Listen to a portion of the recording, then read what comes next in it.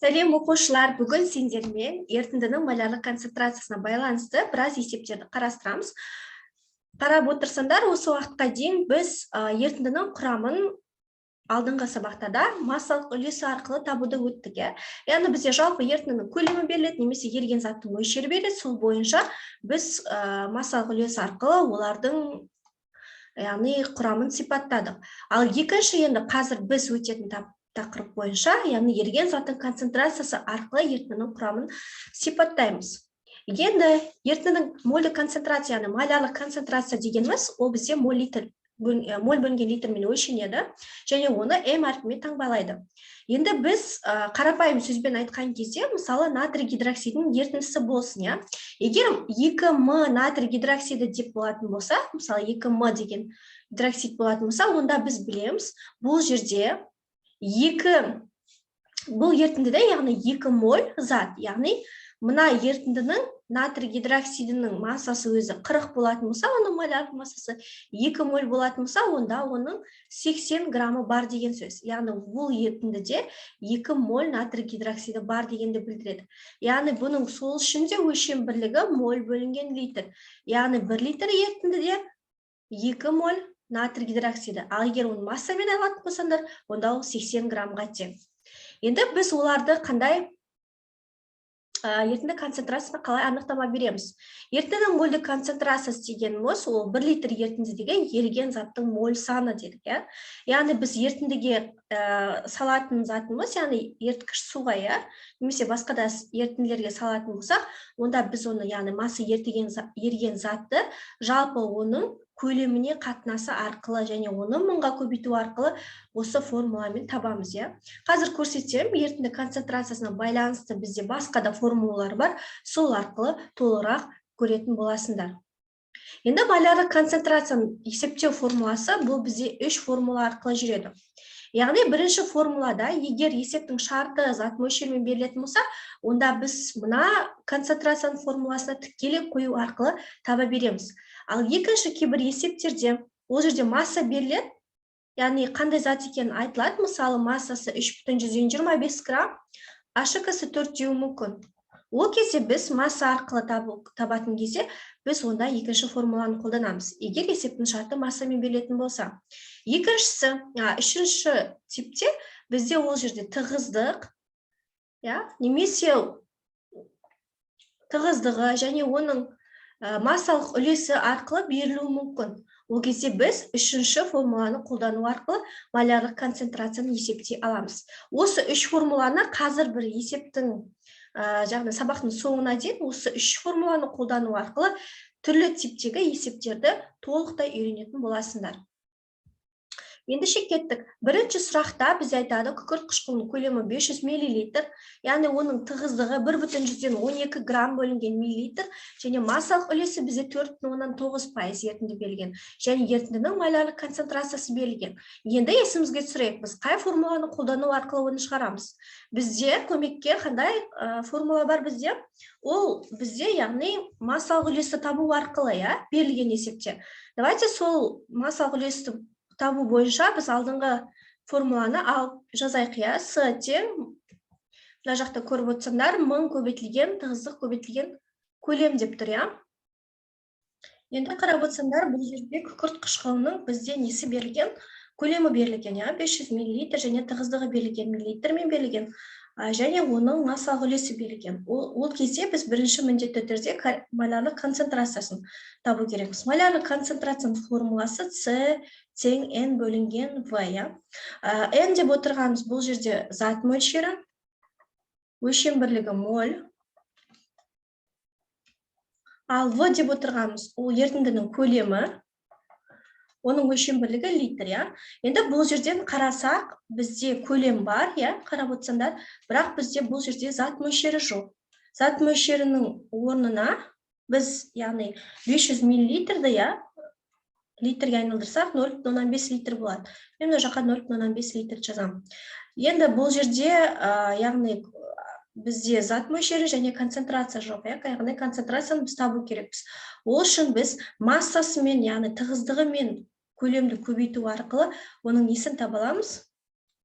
Массасын таба аламыз. Масса тең тығыздық көбейтілген көлем деген формула бар.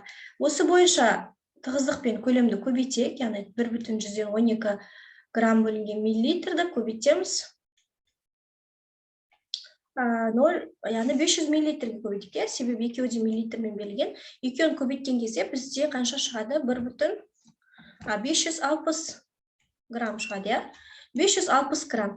Яғни 560 граммды біз, яғни бұл, яғни 4,9% ерітіндісі берілген деп тұр. Яғни біз ол үшін 560 граммды 100% дейміз да, ал 4,9% ол қанша грамм екен пропорция арқылы тауып аламыз. Бұны не үшін тауып жатырмыз? Себебі бізде 4,9% ерітіндісі берілген есептің шарты бойынша. 560-ты 4,9-ға көбейтіп, 100-ге бөлсек, бізде ол жерде қанша шығады? 27,144 грамм шығады. Енді 27,144 грамм, яғни бұл жерде бізге берілген зат H2S4. Сондықтан біз күкірт қышқылының мрін аламыз, я? Яғни біз білеміз ғой, масса тең, яғни зат мөлшерін табатын болсақ, үлкен М-ді, кішкентай М-ді үлкен М-ге бөлеміз деген формула бар, я? Осы бойынша біз оның зат мөлшерін тауып алайық. Бізге зат мөлшері не үшін керек? Яғни бізге концентрация, яғни мына N-нің орнына қою үшін керек. 27-44 граммды бізде М H2S4, ол бізде 98-ге тең. 2 плюс 32 плюс 64. Ол 98 грамм мөлге тең. Мына жерге 98-ді қояйық. 27-44-ді 98-ге бөлсек, ол жерде бізде 0,128 моль шығады. Енді біз бұл жерден зат мөлшерін тауып алдық. Енді бұл жерге зат мөлшерін орнына, яғни мына жерде 0,128-ді 0,15 литрге бөлсек, бізде есептің жауабы осы жерден шығып тұр. Түсінікті болды ма? 0,128 бөлінген 0,15 бөлетін болсақ, ол жерде концентрация бізде қанша шығады?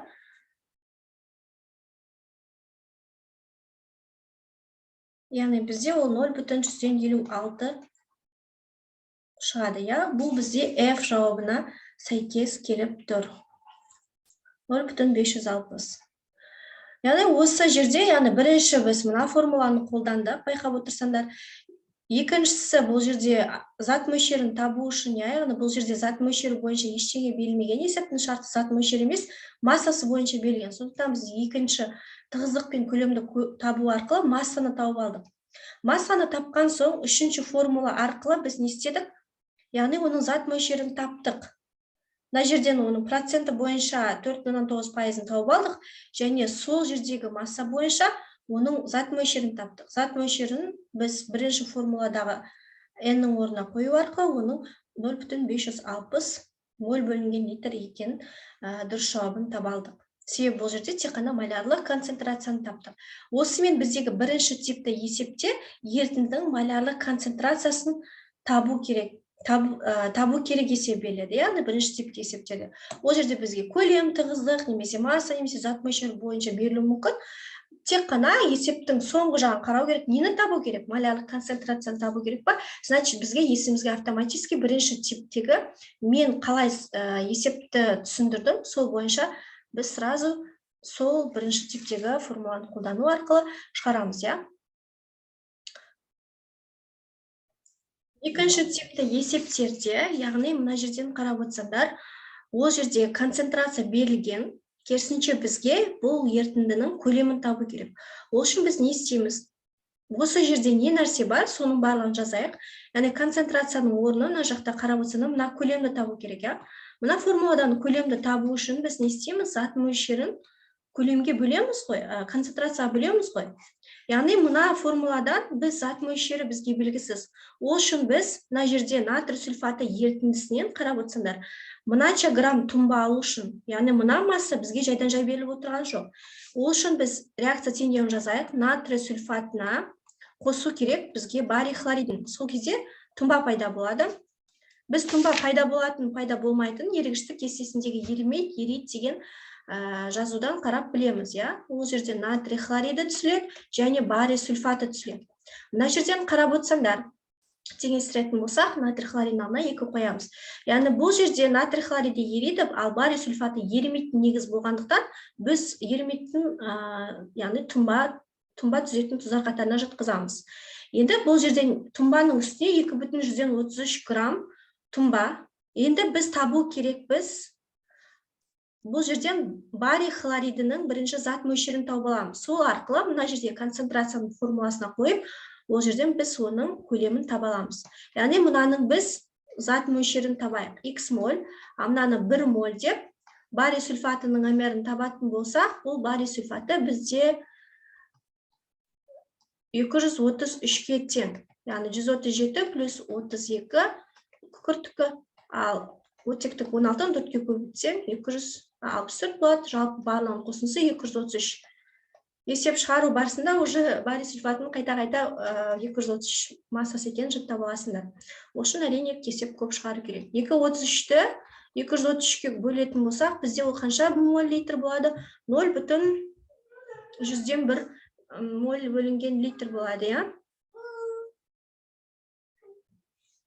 Бұл жерден енді жауабы 0,1 моль шықты, я? Оның біз моль санын тауып алдық. Енді мына формулаға қоя аламыз, я? Көлемді табу керек бізге есептің шарты бойынша. Сол үшін біз зат мөлшерін, яғни концентрацияға бөлеміз, я? 0,1-ді 0,12-ке бөлейік. Сол кезде бізде жауабы қанша шығады? 0,105 шығады, я? Ол бізде 0,105 литр дегеніміз, ол бізде 50 миллилитр, я? Бұл жерде 2 жауап дұрыс болады. В жауабы және А жауабы 2 дұрыс жауапқа сәйкес келеді. Яғни екеуі бір шама, просто оны литрмен және миллилитрге айналдыру үшін біз оны бөлдік. Сол арқылы біз табалдық. Дәл сондай бізде екінші типтегі есеп, яғни бұл жерде концентрация берілген. Бұл жерде табу керек, яғни массаны табу керек, я? Концентрация берілген егер массаны табатын болсақ, бірінші формула арқылы С тең N бөлінген В, яғни зат мөлшерін оның көлеміне бөлу арқылы оның концентрациясын табу формуласын жазайық, я? Бұны формула неше жазып отыр? Мына жерде қандай шама бар? Соның барлығын жазып шығайық. 0,1 моляр ол бізде концентрацияның орнына жүреді.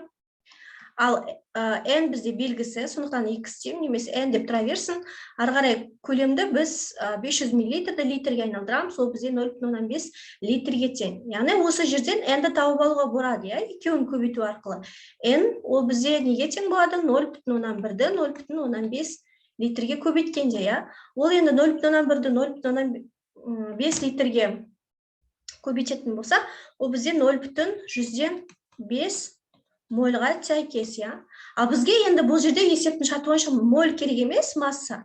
Ал бұл жерде бізде не керек? Оның массасы керек. Бізде массаның формуласы бар, ол масса тең зат мөлшері көбейтілген үлкен М деген. Мына бізде екінші формула. Осы формула арқылы, екінші формула арқылы тауып алайық. Масса тең. Бұл жерде М-нің орнына бірінші қараймыз, ол натрий гидроксиді.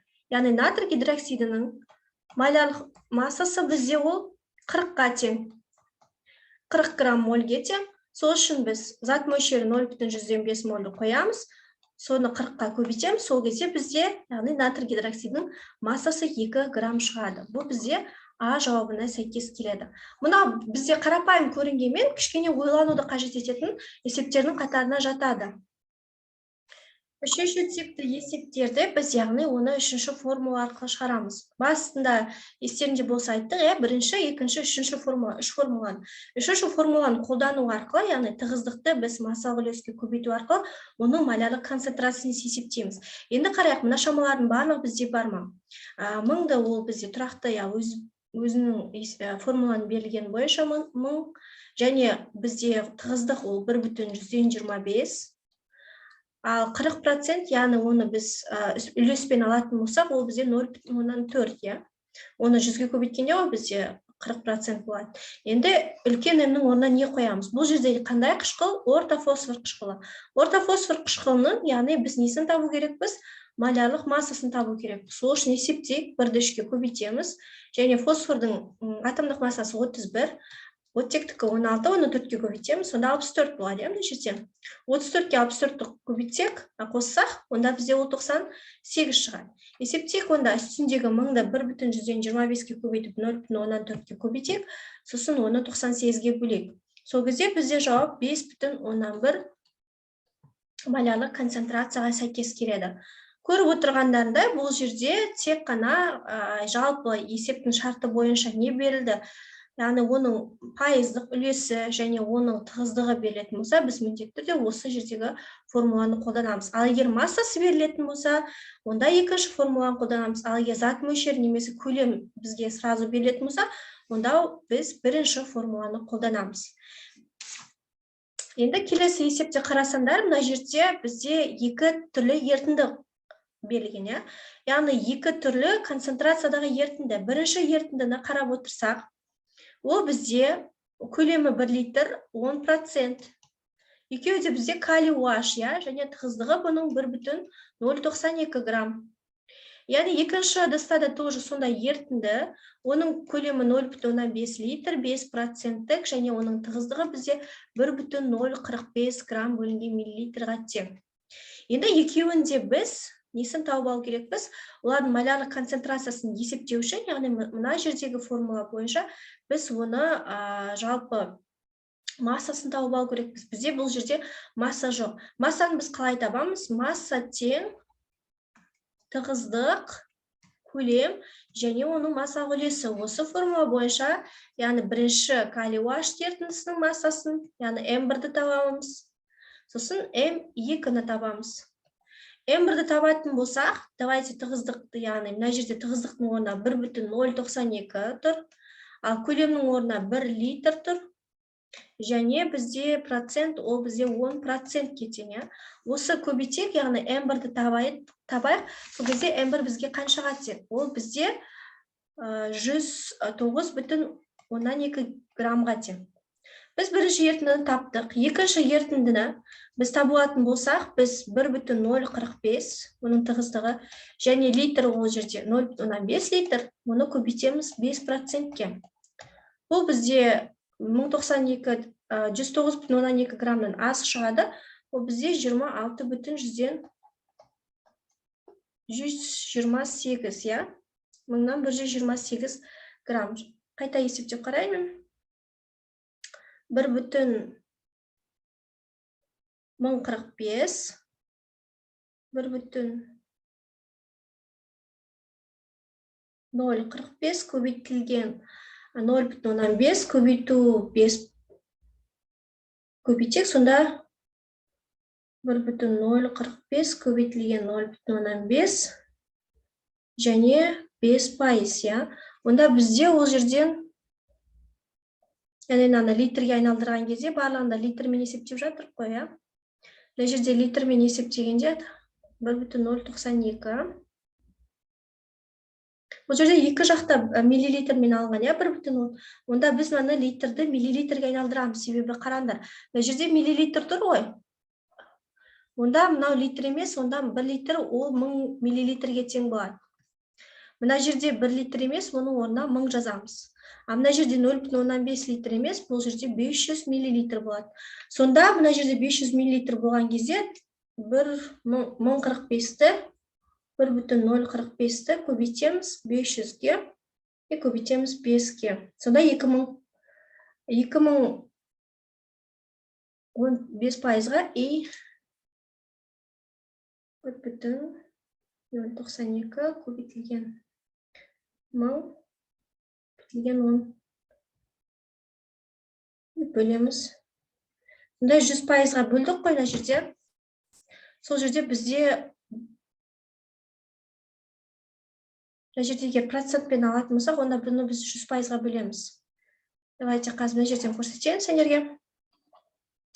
Яғни мына жерде М1, егер біз тығыздық, көлем иғаны көбейтетін болсақ, онда 1000-ға бөлеміз. Мына жерде.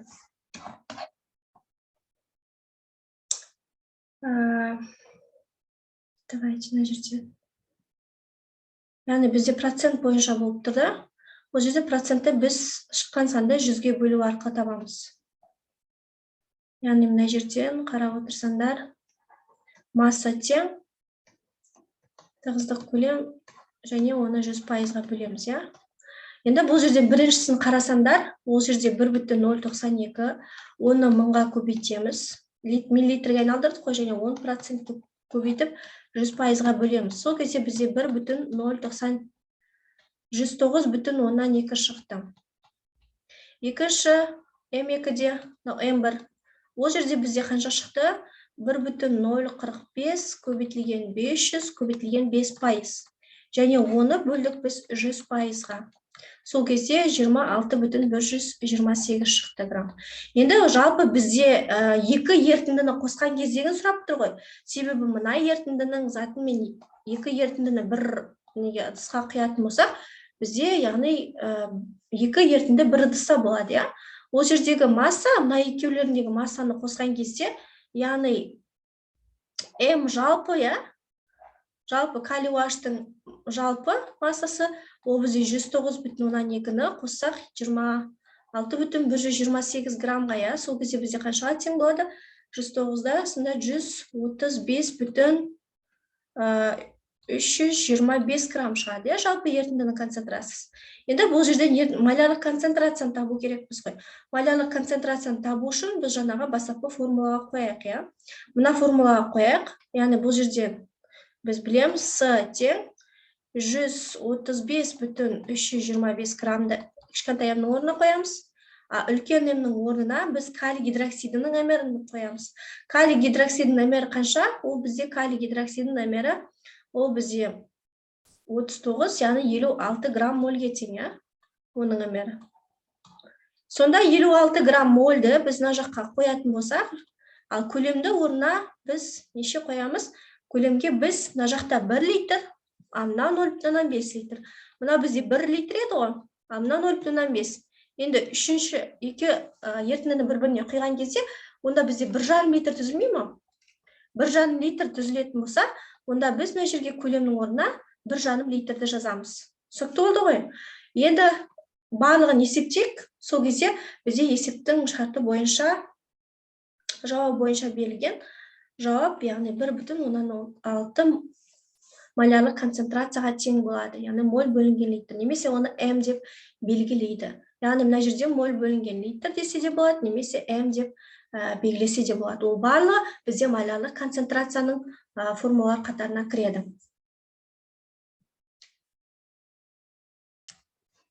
Сонымен бізде бүгін концентрацияға байланысты үш типті есептердің әрқайсынан бір мысал көрсеттім, және соған сәйкес сендерге тест тапсырмалары берілген, және сол тапсырмаларды орындау барысында сендерге осы үш типтегі үш формуланың біреуін қолдану керектігі жайлы көрсетіледі. Бірақ біз ол формуланы қалай қолдану үшін біз міндетті түрде есептің шартынан мұқият назар аударамыз. Есептің шартында егер білетін болсаңдар, мына үш формуланың, яғни бұл үш формуланың алдында біз қарап отырсақ, егер оның зат мөлшері бойынша берілетін болса, онда біз бірінші формуланы қолданамыз. Егер ол массасы бойынша берілетін болса, онда екінші формуланы қолданамыз. Ал егер тығыздығы бойынша немесе оның массалық үлесі берілген болатын болса, онда біз оны үшінші формуланы қолдану арқылы малярлық концентрация есептерін есептейміз. Ал ендеше сәттілік, келесі сабақта көріскенше сау болыңдар.